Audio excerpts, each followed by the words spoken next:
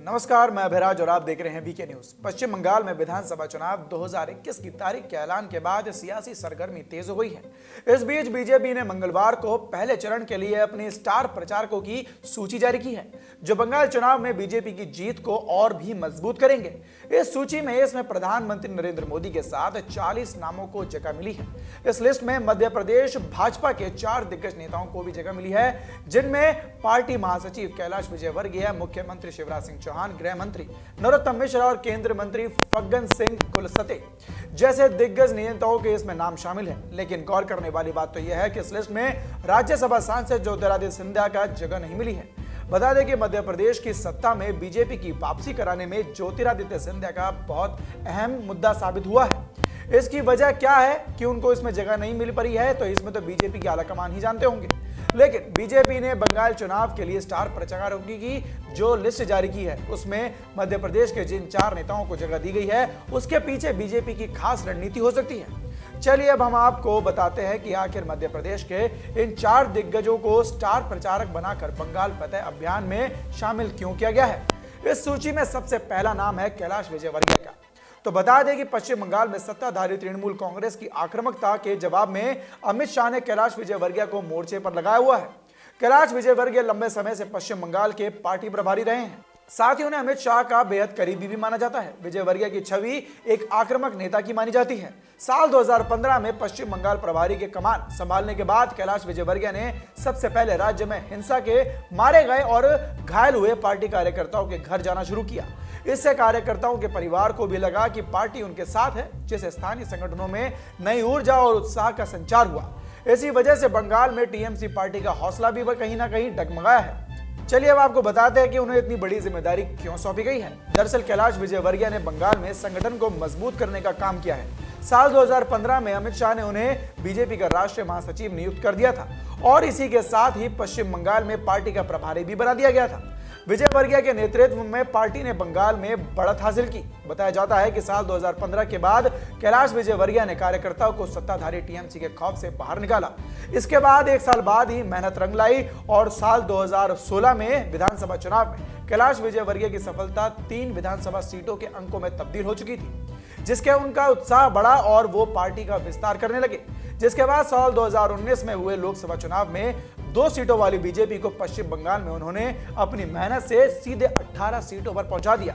इसके अलावा उन्होंने टीएमसी से बड़े नेताओं और बीजेपी में शामिल कराने की अहम भूमिका निभाई है। इन नेताओं में शुभेंदु अधिकारी, राजीव बनर्जी, मिथुन चक्रवर्ती, दिनेश त्रिवेदी, क्रिकेटर अशोक डिंडे। और यही वजह है कि बंगाल फतेह करने के लिए पार्टी ने कैलाश विजयवर्गीय को बड़ी जिम्मेदारी दी है और वो इसके लिए जी तोड़ की मेहनत भी कर रहे हैं।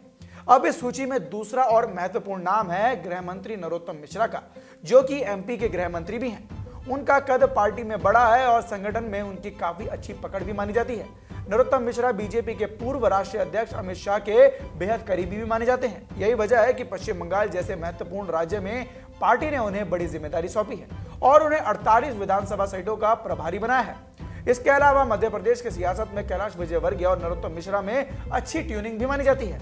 दोनों शिवराज कैबिनेट में एक साथ काम भी कर चुके हैं। कैलाश विजयवर्गीय लंबे समय से केंद्रीय राजनीति में शिफ्ट हो चुके हैं। हालांकि बीच बीच में वो एमपी की राजनीति में भी सक्रिय हो जाते हैं। भोपाल दौरे के दौरान कैलाश विजयवर्गीय चर्चा के लिए नरोत्तम मिश्रा के पास भी जरूर जाते थे।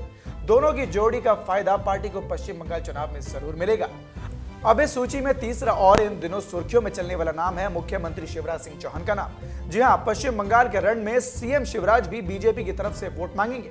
एमपी में बतौर 4थी बार सीएम की पारी में शिवराज सिंह चौहान ने अपनी नरम दिल वाली छवि को बदलने के लिए काफी मेहनत भी की है।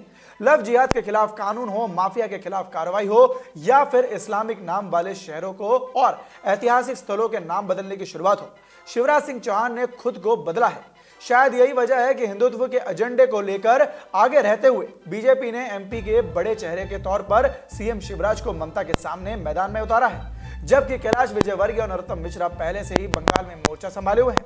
अब इस सूची में मध्य प्रदेश की तरफ से आखिरी और चौथा नाम है केंद्रीय मंत्री फग्गन सिंह कुलस्ते का।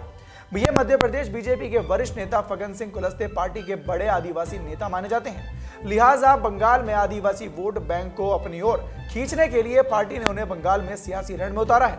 पश्चिम बंगाल की राजनीति में मतुआ संप्रदाय काफी अहम है और बीजेपी आदिवासी और अनुसूचित जाति एवं जनजाति समुदाय के लोगों को फोकस करना चाहती है और अपने मिशन 200 पूरा करने के लिए ये काफी महत्वपूर्ण साबित हो सकता है। पश्चिम बंगाल में साल 2011 में जनगणना के मुताबिक पश्चिम बंगाल में अनुसूचित जाति की आबादी करीब 1,84,00,000 है और इसमें 50% मतुआ संप्रदाय के लोग हैं। उत्तर बंगाल के चाय बागान इलाके में लोकसभा की 2 और विधानसभा की कम से कम 1 दर्जन सीटें ऐसी हैं जहां चाय बागान मजदूरों के वोटों से ही हार जीत तय हो जाती है। तो इसी तरह दक्षिण बंगाल के आदिवासी बहुल जिलों में लोकसभा की कम से कम 4 और विधानसभा की 20 सीटों पर आदिवासी वोट निर्णायक भूमिका निभाते हैं। शायद यही वजह है कि बीजेपी ने मध्य प्रदेश की मंडला सीट से 6वीं बार लोकसभा का चुनाव जीतने वाले फग्गन सिंह कुलस्ते को बंगाल में स्टार प्रचारक बनाया है। तो बीजेपी ने बंगाल में पत्ते तो खूब अच्छी तरह से बिछाए हैं, लेकिन ठीक शतरंज और जुए के खेल की तरह राजनीति में भी कभी भी कुछ भी हो सकता है। अब देखना होगा कि आने वाले दिनों में चुनाव का नतीजा क्या होगा, जनता किसे अपने राजा बनाती है और किसे उन्हें चुनती है, तो उन पर निर्भर करता है। वैसे इस खबर में आपकी क्या राय है, हमें कमेंट बॉक्स में कमेंट कर जरूर बताएं और देखते रहें बीके न्यूज। धन्यवाद।